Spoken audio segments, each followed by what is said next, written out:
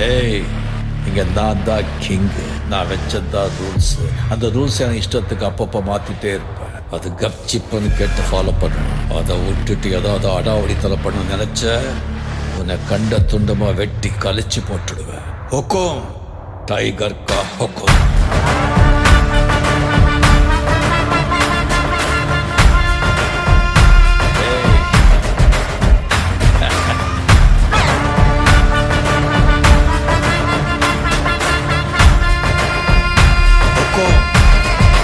tiger का